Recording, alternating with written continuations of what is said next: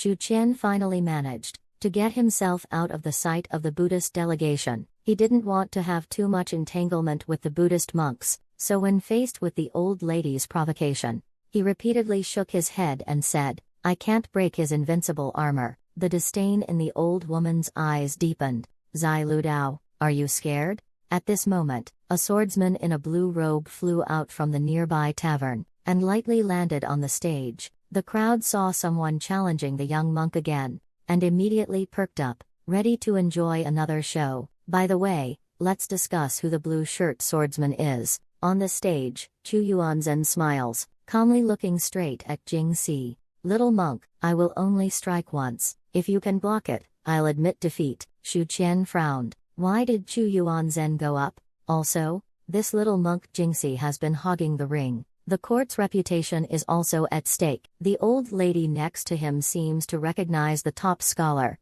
Seeing him go up, she immediately started shouting excitedly. Jingxi stood unafraid, slowly made a gesture of invitation. Then, Shu Yuanzhen made a move that no one could understand. He reached out to the sky, opening his palm, just when everyone thought he was bluffing, and were ready to mock him severely. Someone saw a pebble rise from beside their foot. More and more pebbles began to lift into the air, swarming like a beehive towards the swordsman's palm. Amidst the banging sounds, the stones fit together perfectly. A sword hilt takes shape. As the stones gather, a 4-foot stone sword forms. The surroundings erupted in an uproar. Chu Yuanzhen's move was quite flashy. This technique of gathering stones to form a sword is simply divine. Much more impressive than the Western monk who just took hits the whole time. After the stone sword took shape, Chu Yuanzhen thrust his sword forward. Monk Jingxi had nowhere to dodge. With hands clasped, he neither retreated nor dodged.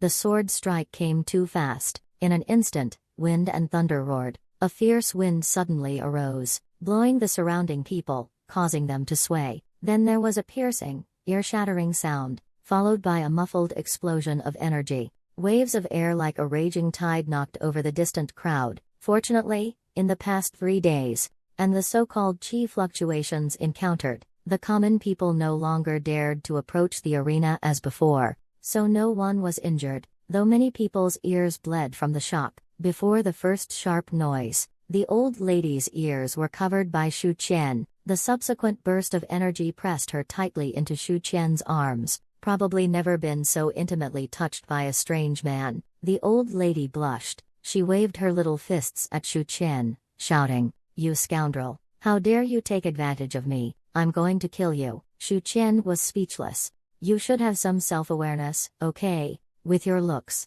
I wouldn't want you even if you offered yourself." Amidst their quarrel, Shu Qian suddenly saw a snow-white wrist in front of him, wearing a string of Bodhi beads. A series of question marks flashed through Shu Qian's mind. He recognized this Bodhi bracelet. The other day, he encountered Taoist Jinlian in the inner city. He won a fragment of the earth book and a string of Bodhi beads from him, and the bracelet was bought by someone sitting in a golden Nanmu carriage.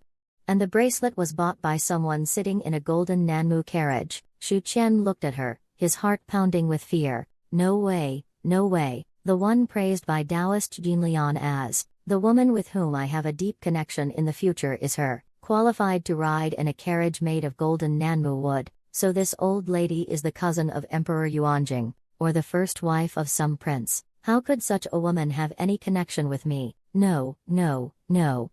Our mindset can't decline. Maybe she has a daughter who is beautiful and destined for me, but with such ordinary looks, how could she have a beautiful daughter? At this moment, Shu Qian suddenly remembered something, and shouted, "Did Chu Yuanzhen win?" Over at Lingbao Temple, in the serene backyard, Emperor Yuanjing plays a game with the national scholar. The old emperor with newly grown black hair sighed while holding a chess piece. Chu Yuanzhen has also lost. The female national scholar responded, "How can there be victory or defeat with a casual sword?" Emperor Yuanjing nodded, "But regardless, it has established the little monk's reputation."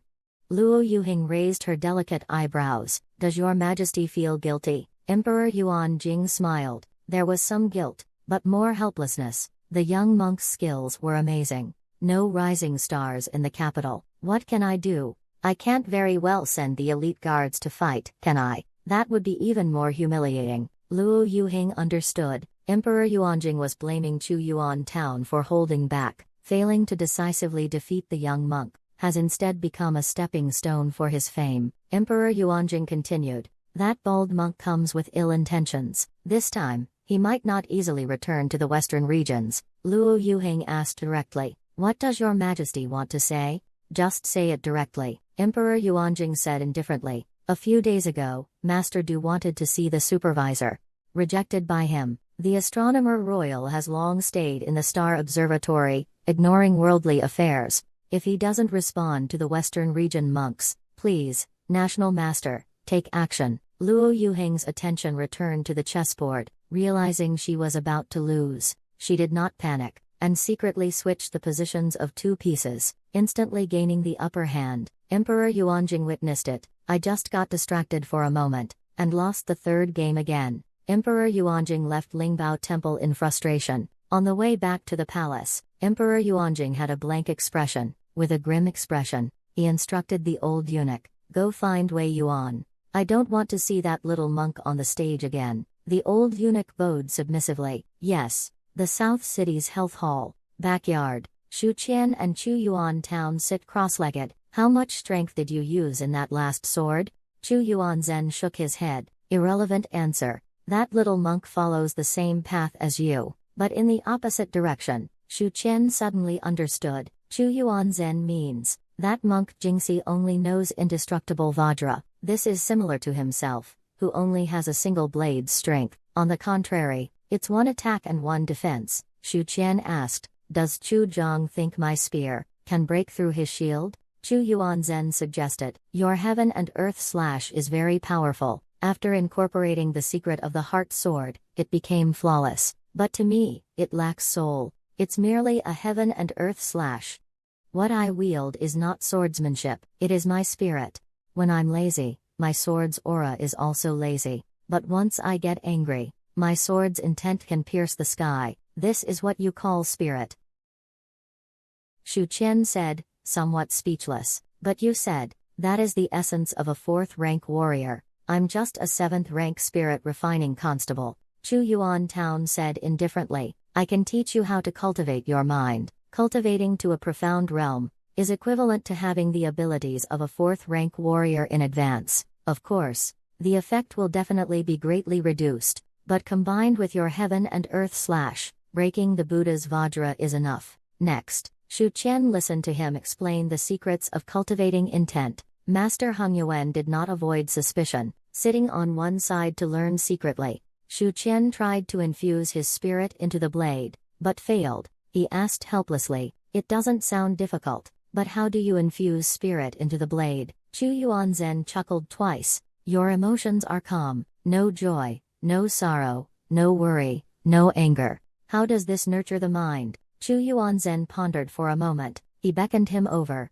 Come here. Actually, I have a quick way. Shu Qian immediately walked over. Chu Yuanzhen slapped him backhandedly. Shu Qian wasn't prepared at all. Now he's completely stunned. He angrily said, damn you, Brother Chu, you did that on purpose, didn't you? Chu Yuanzhen didn't feel awkward at all, and asked in return, can you cut out the spirit? Shu Qian rolled his eyes at him, because he had it coming, completely ineffective. Chu Yuanzhen suddenly lunged forward, and kept swinging his hand. Shu Qian struggled to resist, but still received over a dozen slaps. Facing the relentless Chu Yuanzhen, he was completely enraged. It was at this moment that Shu Qian had a flash of inspiration, and felt an urge to vent. Clang!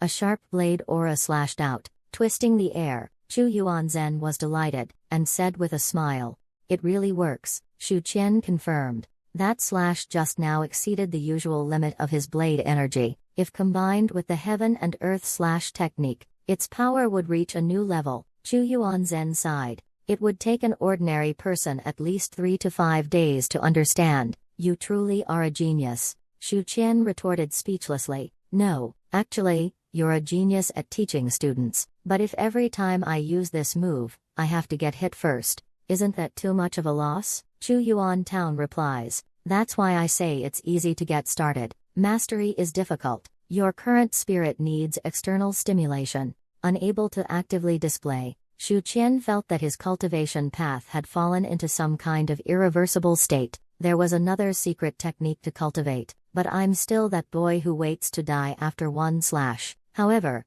the power I can unleash is getting stronger. I wonder if there will ever be a day when I can truly stand as an unrivaled master of the world. Night falls. The monk in sackcloth returned to the station, and went straight to see Master Du. With hands joined in respect, he said, "Great Uncle Master, the director still refuses to see you." In the orange candlelight, Master Du slowly nodded. "Understood, you may leave." After the monk left, Master Du closes his eyes again. A beam of golden light shoots from his crown. The golden light rises, piercing the night sky. Black clouds surge in the night sky. Amidst the rolling black clouds, a ray of golden light shines, and then, a tidal wave of golden light enveloped the entire capital. The clouds trembled violently, revealing a Buddha's face. This deity's form was enormous. Just one face is as big as half of the capital. Shu Qian suddenly woke up from his sleep, his face pale as he rushed out of the room.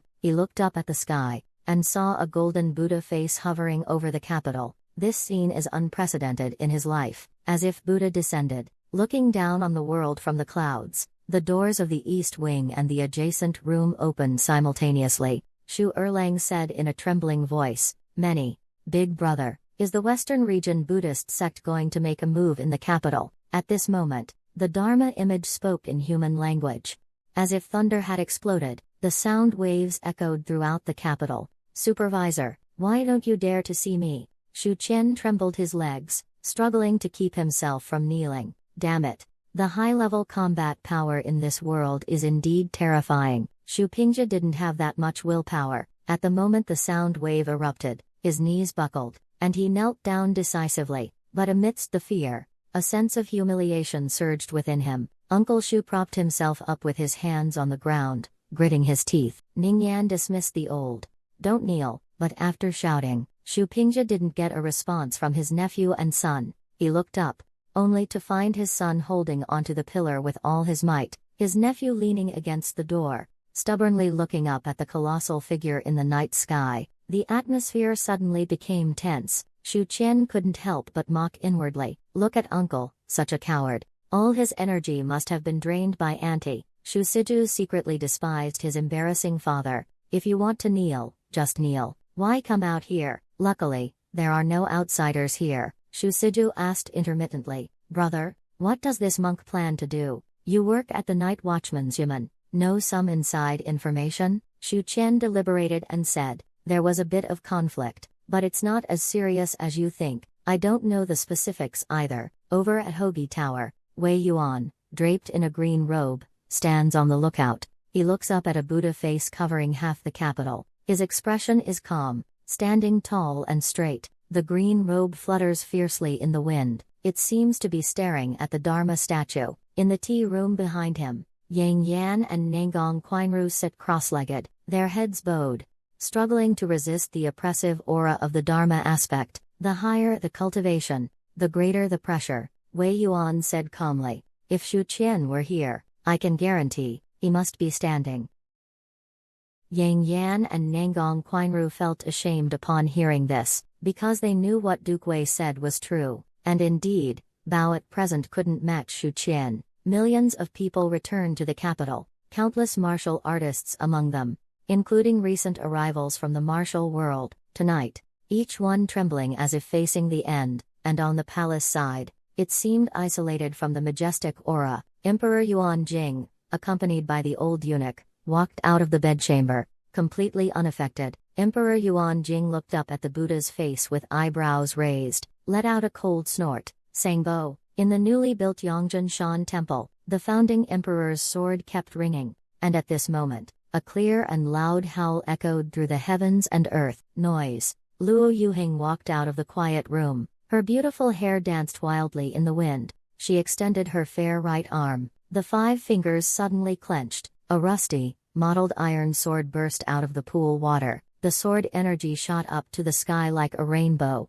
In no time, the sword tip supported an arc-shaped air shield with a diameter of 100 meters. That's an airwave formed by air resistance. In a moment, the clear sword light illuminated the golden sky. intertwining with the golden Dharma. That original thin line had grown unimaginably large. The golden avatar snorted coldly. Two gigantic hands emerged from the rolling black clouds. They caught the sword light, as brilliant as a galaxy, between their palms. In the next moment, thunder exploded over the capital. The hands of the Dharma figure disintegrate inch by inch into golden light. The clear sword aura mixed with golden light blends into a magnificent rainbow color. It slowly dissipates in the night sky. The beautiful female national advisor coldly watches the night sky. There wasn't a trace of emotion on his face. Emperor Yuanjing, in the palace, was also gazing at the same sky and land. He cursed the old bald monk in his heart. Wei Yuan, in the Hoki Tower, his brow relaxed.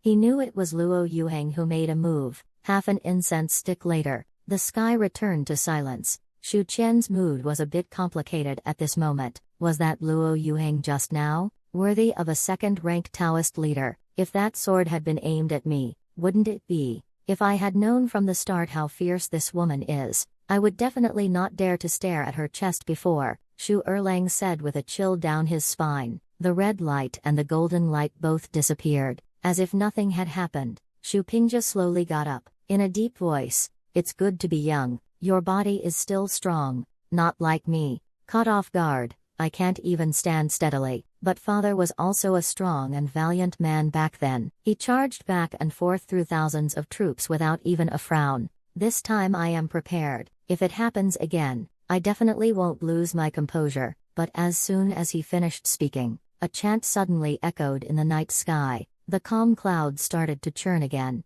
Deep within the clouds, a red glow appeared. Accompanied by the chant, the clouds surged. Another statue of Dharma appears.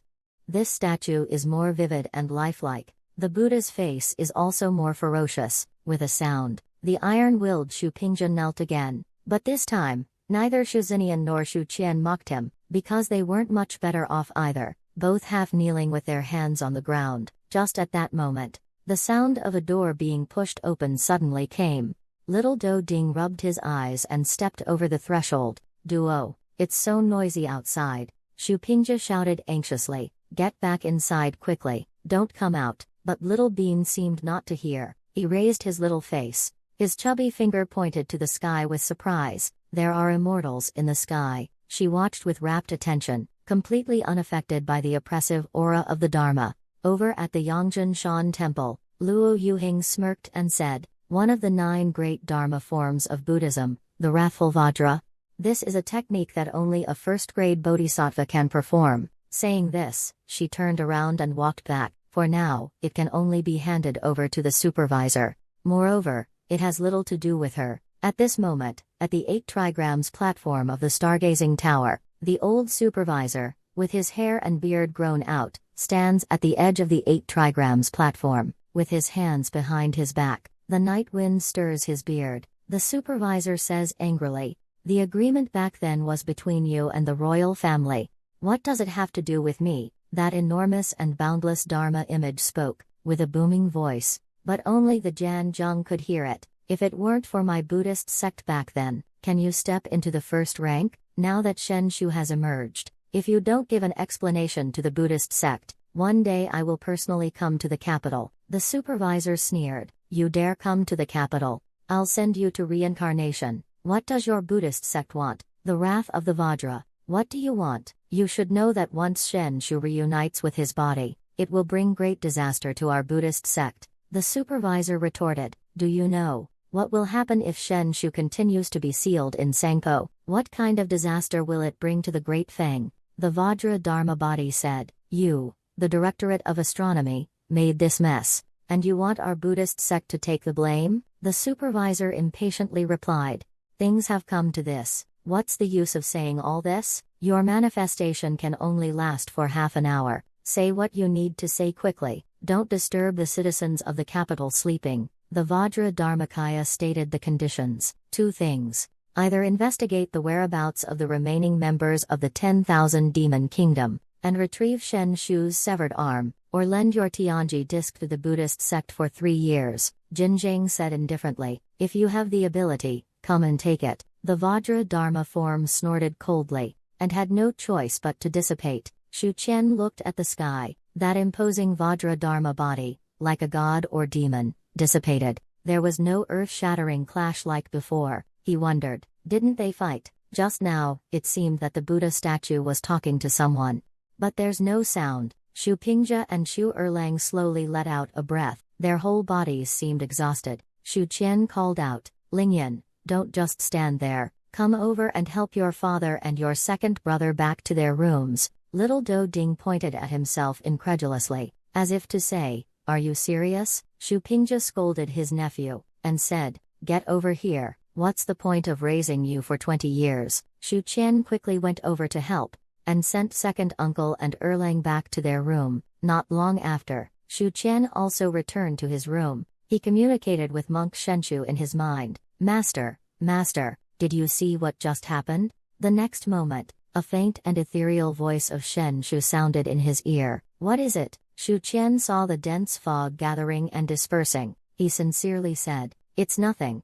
I just saw the big picture, and thought I'd come over to join the fun with you. Shenshu sincerely advised. In the future, in front of masters of the Buddhist sect, do not call my name in your heart. Shu Qian nodded, and recounted the scene that had just occurred in the night sky above the capital. Then he cautiously said, Master, a few days ago I tested the monk from the western regions. I have some understanding of your identity. Shenshu monk's gentle face showed a serious expression, and asked, is there any result? Shu Qian answered, the monk said you are a traitor to Buddhism, because they couldn't kill you, so they sealed you away. Monk Shenshu murmured the words traitor to Buddhism. His expression gradually changed. A flicker of sadness and anger flashed deep in his eyes. The mist of this hidden world trembled along. The mist surged like a river, for a long time, calming his emotions. Monk Shenshu nodded slightly and said, you did a great job. I remembered some past events. Shu Qian felt a burst of joy. What past events,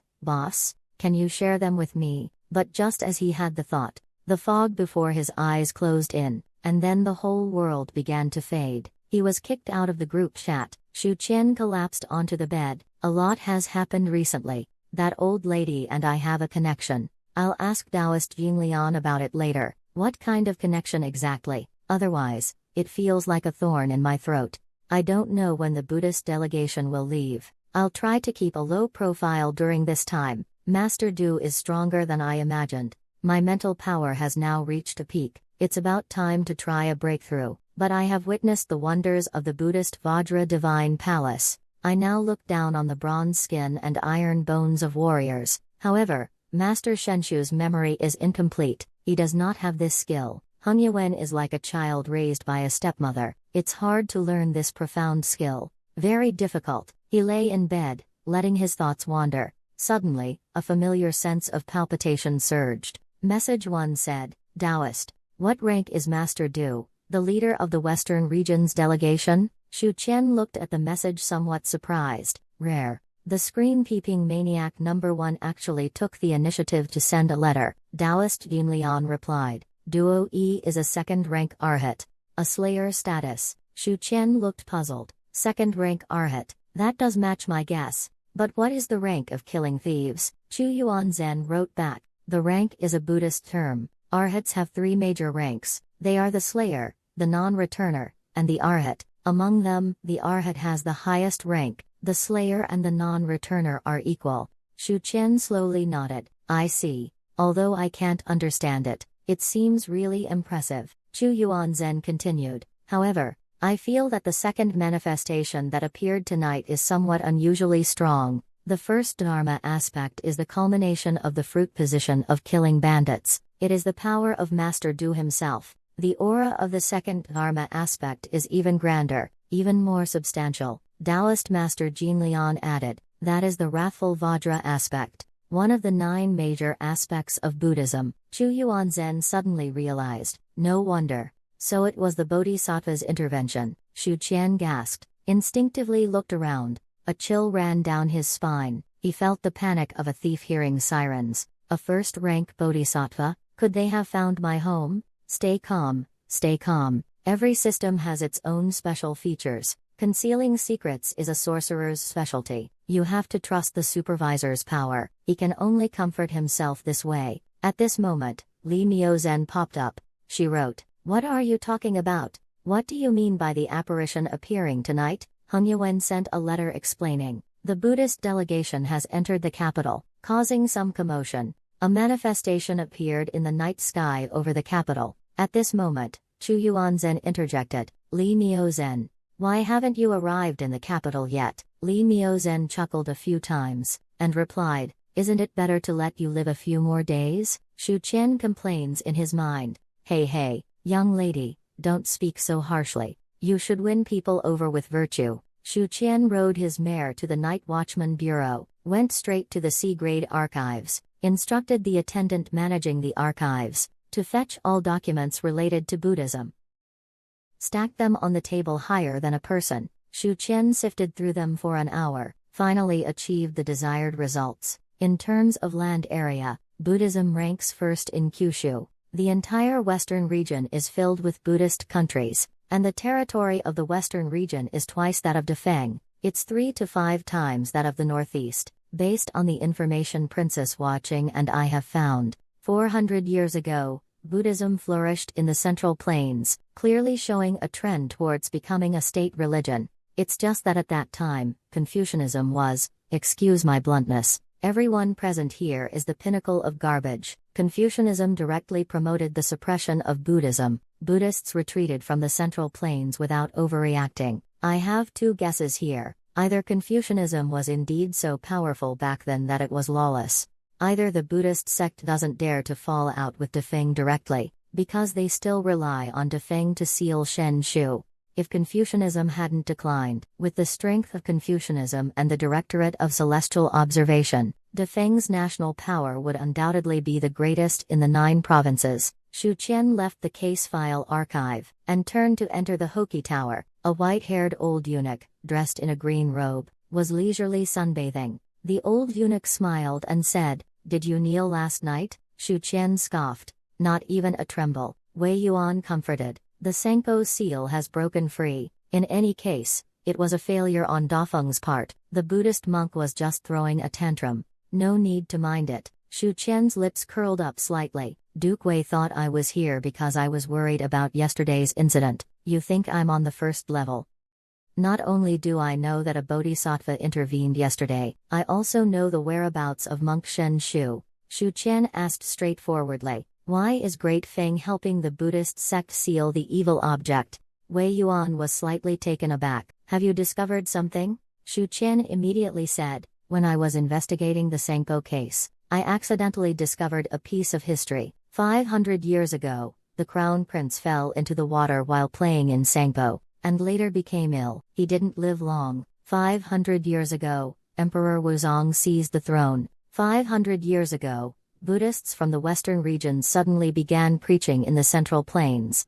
There's a Buddhist script engraved in the array under Sangbo. Based on the clues, I infer that the evil entity was also sealed 500 years ago. Wei Yuan pondered for a long time, then slowly nodded and said, not bad. The sealed object under Sangbo originates from a deal between the Buddhist sect and Emperor Wuzong. Back then, Emperor Wuzong was skilled in both literature and martial arts, and had countless elite soldiers and generals under him. But to seize the throne and become emperor, there is an obstacle he can never bypass, and that obstacle might even make his grand ambitions vanish like smoke. That is the first director of the Imperial Astronomical Bureau, a top expert in the warlock system, is monitoring. As long as the Great Feng dynasty's mandate of heaven remains, no one can shake the throne. Facing such a powerful and insurmountable block, Emperor Wuzong chose to cooperate with the Buddhist sects of the western regions. At that time, it was the beginning of the alliance between the Buddhist sects of the western regions and Dafeng. The Buddhist sects helped Emperor Wuzong kill the first-generation Jinzhang. In return, Emperor Wuzong agreed to let the Buddhist sects preach in the Central Plains, and sealing evil objects for the Buddhist sect. Last time, that old scoundrel Zhen Zheng stood by and watched Senko being bombed without intervening. Bao Jing has broken the contract. Shu Qian gasped.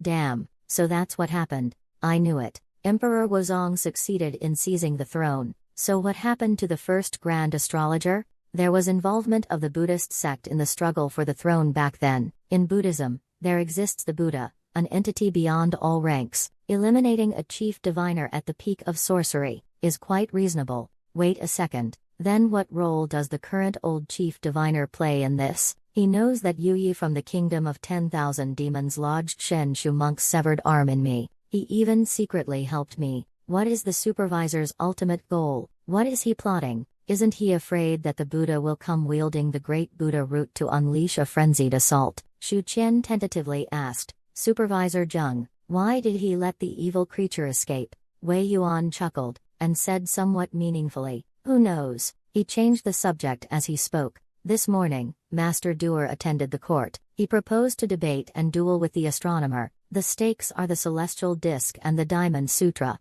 I hope His Majesty agrees. His Majesty sent someone to inquire at the Astronomical Bureau. The chief astronomer agreed. The edict will be announced to the entire capital this afternoon. There will be a spectacle to watch. I don't know why. Shu Qian suddenly felt a sinking feeling in his heart. A chill ran down his spine. Last night, the Buddhist monks caused a huge commotion. This morning, the city's residents were discussing it fervently. The recently stabilized public order is starting to get restless again. So the night watchmen have taken to the streets to patrol. Liu Chun and the others, who have just returned to the capital, are also making preparations. Shu Qian immediately stopped them. Boss, you take my people and patrol over there. I'll take Dafeng and Guangzhou to the other side. How about that? Liu Chun retorted. Why arrange things so chaotically? I'll take my people.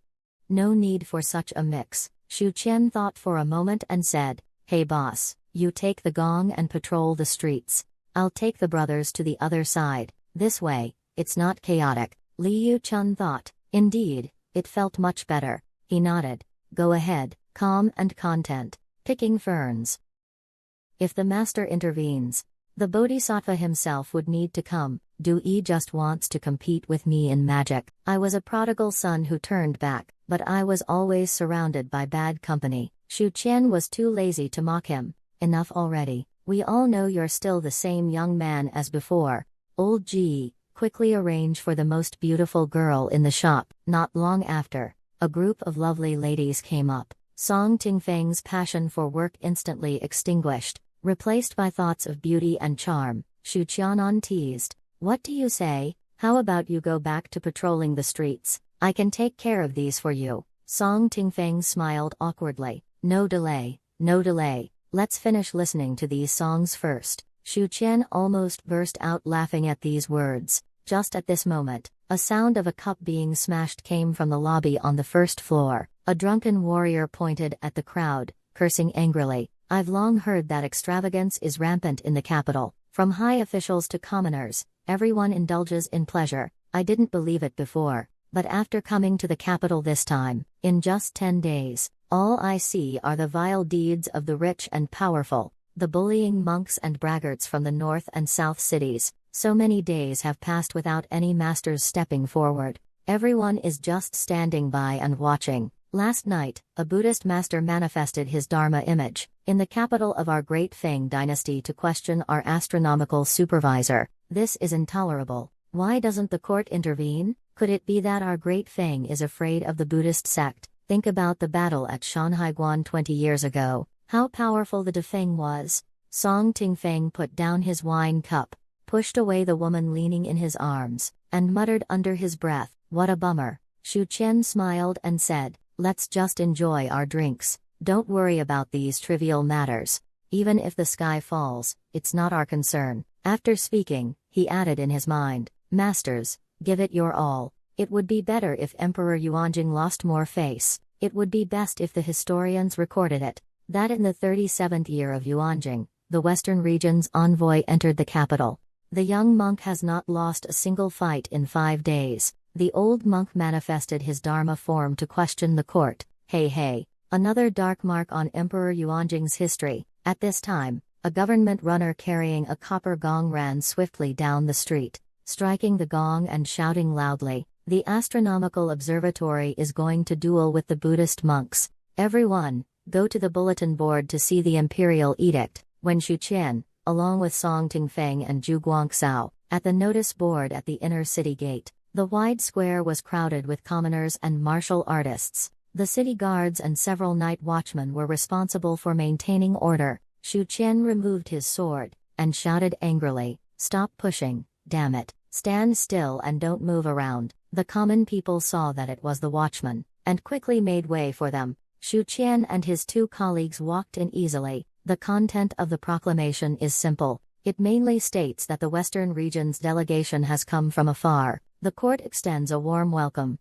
After some friendly discussions, they jointly established a sustainable development concept. The relationship between the two countries will become closer. Everyone will progress together, working diligently to become prosperous. But Song Tingfeng, this hothead, doesn't understand. He complains. "What is this writing? Blabbering a whole lot, still haven't said how to duel." The taciturn Zhu Guangxiao explained to him. The monk from the western regions proposed a duel with the imperial astronomer, to exchange techniques. The astronomical bureau readily agreed. Both sides will hold a spell casting competition tomorrow at the main square of the star watching tower. At that time, the citizens of the city can watch on their own. Song Tingfeng commented sarcastically, "Just a few words like that. Do official documents need to contain so much information?" While Shu Qian was thinking, he noticed that Liu Chun was also coming over with some people. Seeing the orderly maintenance of the situation, Liu Chun said with relief, "Since returning from Yunzhou, the three of you have finally shaken off your previous laziness, and become more mature and steady." The three brothers just came out from listening to songs at the theater, smiling in response. "This means we've grown up." By noon, the sun was shining brightly. Chu Wei was sitting on the 8 trigrams platform. "Teacher, are you planning to fight personally?" Jin Zhang was drinking a little wine and basking in the sun, at ease and content. Kai Wei, "If the teacher takes action, even the bodhisattva will have to come in person. Du Yi just wants to challenge me in magic." Chu Wei tilted her head. "Then who are you going to send to battle?" "Senior sister Zhang Li is plagued by bad luck, killing 800 enemies at the cost of 8,000. Senior brother Song and I are both alchemists, not good at fighting. Second senior brother is not in the capital, only senior brother Yang can fight." The supervisor sighed. "What an unfortunate coincidence. Brother Yang had a chi deviation while practicing yesterday. He can't join the fight." Chu Wei was shocked. Suddenly, the pastries in her mouth lost their flavor, furrowed her delicate brows and said worriedly, "What should we do then?" The supervisor gently guided, "I'm troubled too, so I need you to go to the palace. Ask for someone from His Majesty." Just past noon, Emperor Yuanjing is studying the Taoist scriptures at Lingbao Temple, listening to the female national master expound the profound meanings of the classics, yet he couldn't calm his mind. Luo Yuhing said softly, "Your Majesty is troubled by the upcoming duel." Emperor Yuanjing hesitated and said, "I have full confidence in the supervisor, but the Buddhist sect is well prepared this time. If we lose in the magical duel, how will the Great Feng save face?" Luo Yuhing leads the Taoists. The sorcerer system is quite unique, not relying on combat power, is indeed quite unsteady. Among all current systems, the sorcerer system's combat power is the weakest. Its strength doesn't lie in individual combat capabilities, but to strengthen the national power. The reason why the Great Feng army is invincible. Superior military equipment is one of the key factors, and those ingenious siege machines, cannons, and crossbows, all come from the Directorate of Celestial Monitoring. This is something other systems can't achieve. A 9th rank healer saves lives, an 8th rank Qi observer and a 7th rank Feng Shui master assess and improve geomancy. These are all very strong auxiliary skills. Even a 4th rank formation master is actually an auxiliary. Their greatest skill is not combat, but crafting magical artifacts. Sorcerers need to depend on the dynasty. The two are symbiotic. Luo Yuhing said, "Your Majesty, why not invite the head of Yunlu Academy? Among all the systems, the warrior's combat power is the strongest, but if we talk about which system is the most comprehensive without shortcomings, it is only Confucianism. Confucianism can handle any situation, even if the Buddhist methods are superior. Confucianism can manage it." Emperor Yuanjing shook his head and said, "National Master, last year I intended to bring Dean Zhao into office, but he refused." Luo Yuhing sighed. She understood the implication behind these words. Even Emperor Yuanjing couldn't move the scholars of Yunlu Academy. In conversation, an old eunuch hurriedly came in and respectfully said, "Your Majesty, a report from the palace. Chu Wei from the Astronomical Bureau requests an audience by Her Master's order." Emperor Yuanjing pondered, "Seeking an audience on your master's orders? Have her meet me at Lingbao Temple." Chu Wei received the summons, and immediately went to Lingbao Temple, bowed and greeted. "Greetings, Your Majesty." Emperor Yuanjing scrutinized the young apprentice from the Directorate of Celestial Observation. "Did the director send you to see me? For what purpose?" Chu Wei deliberated and said, "It's like this. Third senior brother Yang Qianwan accidentally went mad while practicing yesterday. Second senior brother is not in the capital. Senior brother Song and I are not good at fighting." He didn't finish talking. Emperor Yuanjing frowned and interrupted, in a deep voice, "What? Yang Qianwan went mad while practicing?" Chu Wei calmly said, "Therefore, supervisor asked me to borrow someone from Your Majesty, to represent the Astronomical Bureau in a magical duel against the bald monk from the western regions." Emperor Yuanjing frowned and asked, "Borrow someone? Who does the supervisor want?" Chu Wei's voice is clear. "Night Watch, Silver Gong Shuqian." In the quiet room, it suddenly became silent. After a long time, Shuqian asked in an uncertain tone, "Me, to a duel?" Emperor Yuanjing said in a deep voice, "A duel usually consists of a literary duel and a martial duel. Du and Jinjiang are both rare masters in the world. They won't personally take action. It's often a matter between disciples." Shu Qian was puzzled. "I understand this. The big shots sit in the back and give directions. Let the disciples charge into battle. But what does this have to do with me?" At this moment, Emperor Yuanjing said calmly, "The supervisor just asked me for someone. He chose you to fight." Shu Qian suddenly raised his head, and looked at Emperor Yuanjing in bewilderment. "What is your real intention, you old fox? Supervisor, you knew Shen Shu was in my body, yet you still sent me straight to the Buddhist sect." Shu Qian immediately said, "My abilities are limited, and my knowledge is shallow. I'm afraid I can't handle it. Please allow me to decline." Emperor Yuanjing snorted. "Since the supervisor has decided, naturally, it won't change. I didn't call you here to hear this. I'm here to tell you, this duel concerns the honor of Dafeng. You must find a way to win." Shu Qian really wanted to slap him twice. "Damn it, don't you see what my cultivation level is?" At Lingbao Temple, a woman adorned with exquisite jewelry entered without needing to announce herself. She walked straight into Lingbao Temple. By the pond next to the pavilion, sat the stunningly beautiful national advisor, Luo Yuheng. The woman hid behind the rockery, and quietly picked up a pebble. Taking advantage of the unguarded moment, she threw it at Luo Yuheng. But when the pebble got within 3 feet of Luo Yuheng, it was suddenly bounced back by an aura shield, accurately hit the woman's forehead. She exclaimed in pain, covering her forehead, annoyed. Second-rank expert, so impressive. Luo Yuheng opened her eyes and said helplessly, "What are you doing here? If there's nothing important, don't disturb my cultivation." A woman lifted her skirt and came to the edge of the pool. She said excitedly, "The Buddhist sect is going to duel with the chief astrologer. There will be a show to watch tomorrow, but the dueling arena is heavily guarded. I can't watch up close." Luo Yuheng said, "You can disguise yourself, and have someone take you inside." The woman said irritably, "No one will recognize me after disguise. How can you take me inside?" She seemed to feel deflated, changed the subject and said, "Let me tell you, that Shu Qian is really annoying. I've run into him several times. He's simply a frivolous scoundrel." Luo Yuheng said indifferently, "With your looks, isn't that just human nature?" That woman snorted it a few times. See, you're not even talking to me sincerely. He speaks without thinking. How could I possibly show my true face? If I did that, that scoundrel would definitely fall in love with me on the spot.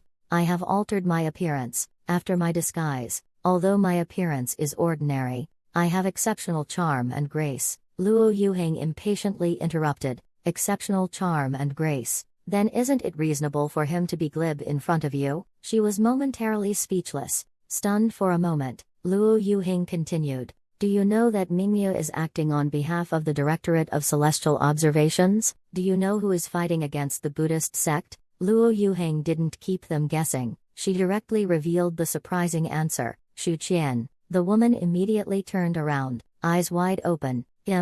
Replace the astronomical supervisor. She immediately felt a bit angry. Hands on her hips, she said disdainfully. Is there truly no one left in our great Dafeng? Allowing a mere brat to represent Xidianjian in a magical duel. She fumed for a while, seeing Luo Yuheng close her eyes and meditate again. She also fell silent. Over at the Tower of Righteousness, Wei Yuan nonchalantly said, just do your best in the duel. Shu Qian said worriedly, what if we lose? I will surely be punished by His Majesty. Wei Yuan chuckled and said, don't worry, maybe tomorrow's duel won't be as difficult as you think. Shu Qian's eyes lit up. Duke Wei, do you know some inside information? Wei Yuan hinted, use your brain. What's the stake in the magic duel? That's the Diamond Sutra and the Heavenly Machine Disc. The celestial mechanism is the supervisor's personal magical instrument, unique in the world. If you lose the duel, you will only be punished by His Majesty, but he will lose a priceless treasure. If he wasn't confident, would the Grand Astrologer borrow you from His Majesty? Shu Qian muttered to himself, am I really that impressive? How come I didn't know that myself? The next morning, the Astronomical Bureau had an open square for this magic duel. Over 1,000 imperial guards surrounded the square, banning unauthorized persons from approaching. Citizens and martial artists who wanted to observe, only watching from the sidelines. Under a certain pergola, Linan is chattering non-stop, her bright peach blossom eyes darting around. Where is that dog servant?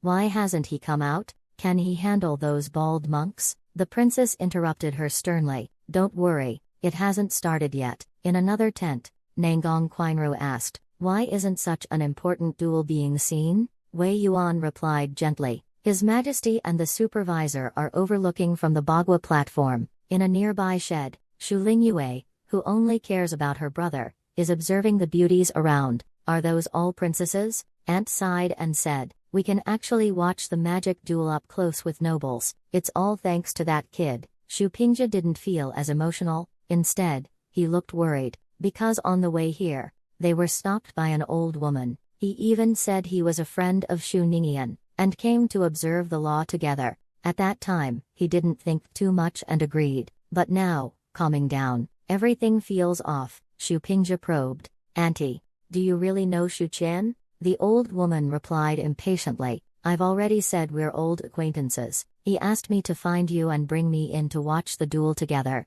Uncle Shu was even more indecisive seeing how confident she was. He couldn't make up his mind. But would Ningyan really be friends with an auntie of this age? It's too weird.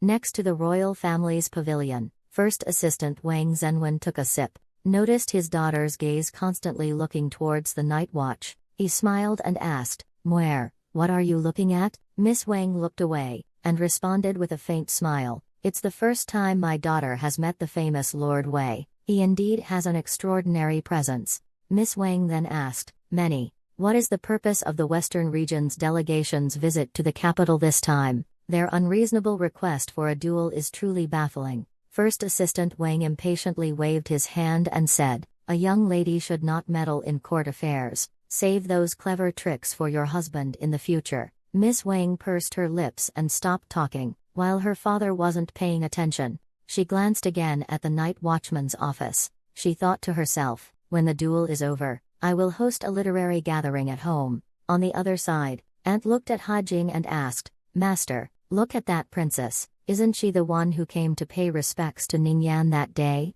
Shu Pingja grunted in acknowledgement. As a response to his wife, Aunt continued speaking, the princess in the red dress beside her is also quite charming. Exactly, her gaze seems to be quite alluring, doesn't seem very proper. Shu Pingja was startled, quickly interrupted her in a low voice, don't talk nonsense, do not discuss the princess in this situation. Do you want to get your whole family executed? Although Aunt is a bit dull, but upon closer thought, he realized, and quickly shut his mouth, not daring to speak further. The old lady said calmly, what's there that can't be said? There isn't a single good person in the Dafeng royal family. Shu Pingja felt like dying. Look at the people around him. They all have no regard for their lives. At some point, little Do Ding waddled up to the eunuch in the blue robe. She had a blank expression, staring blankly at the food on the table. With infinite longing, she said, "Uncle, can I eat your food?" Seeing this scene, Xu Pingzhe felt a numbness from his tailbone to the top of his head. Having paid respects to Xu Qian, Yang Kaitai recognized Sha Dugong, and hurriedly said, "Sir, this is Xu Ninian's younger sister." Upon hearing this, everyone's gaze towards Xiao Duzi immediately softened. At the same time, they admired the child's bravery and courage. In the end, he will achieve greatness. Wei Yuan picked up a piece of candied fruit and handed it over. The little one wasn't shy at all. He naturally took the candied fruit and put it in his mouth, chewing it contentedly, started munching, and then swallowed it. Wei Yuan smiled and said, "That's not how you eat preserved fruit. You should keep it in your mouth. The longer the sweetness lasts." Xiao Dou stretched out his hand, looking expectantly at the gentle and handsome uncle in front of him. He replied, "Wait until it's all sweet." The candied fruit was all eaten by others. "I just need to keep eating. So sweet, delicious. I want to eat more." Wei Yuan was amused by the little rascal. He smiled and fed him a few more candied fruits. Xu Pingzhe came over with a stiff expression, bowing his waist. He tried hard to keep his voice steady. "The girl is mischievous. Please don't take it seriously." Nangong Qianru smiled and said, "Duke Wei, talk to the child. You can go back now." Xu Pingzhe glanced at little doubting, and had no choice but to turn around and leave. At this moment, Xu Erlang said, "More. What are you afraid of? Big brother is a silver gong, appreciated by Lord Wei. Lingyan will be fine." Xu Pingzhe sighed, and said, "He's still young. You will never understand Wei Yuan's terrifying nature. Those who experience the Battle of Shanhaiguan would never think of Wei Yuan as a kind and approachable person." Time slowly passed, and the food in front of Wei Yuan grew less and less. He glanced at Xu Lingyan's little tummy, raised his hand and pressed it on her head. Then he pressed and kneaded various parts of the little girl for a while. Wei Yuan sighed and said, "What a pity." Yang Yan frowned and asked, "What?" Wei Yuan shook his head and said, "This child has strong bones and abundant energy. His innate foundation is profound. It's just that her flexibility is quite poor. She's not suited for martial arts." Nangong Qianru mocked, "No wonder she eats so much. This girl must be a glutton." Originally disliked Nangong Qianru, and seeing him actually mocked himself, he spat all over him. Unknowingly, time reached 8 o'clock. Master Duer, who was meditating in the center of the square, suddenly opened his eyes. A loud voice echoed throughout the venue, "Supervisor, do you know the concept of Zumi Jiazi?" The next moment, a laugh from the supervisor echoed from the ninth heaven. "Just a little trick." Everyone present, whether dignitaries or common folks outside, all were excited and thrilled, because the main show had begun. Master Jiandu took out a golden bowl from his sleeve, and gently threw it. Lightly tossed it, then with a bang it smashed down. The golden bowl weighed 1,000 pounds. The smashed stone slab cracked, and deeply embedded into the ground, a pure golden light rose from the bowl, and spread into the sky, revealing a towering mountain. The winding stone steps extend to the end of the forest. The square is abuzz with noise, except for the martial artists with cultivation. Bofan is an ordinary person witnessing this scene. None of them can manage their expressions.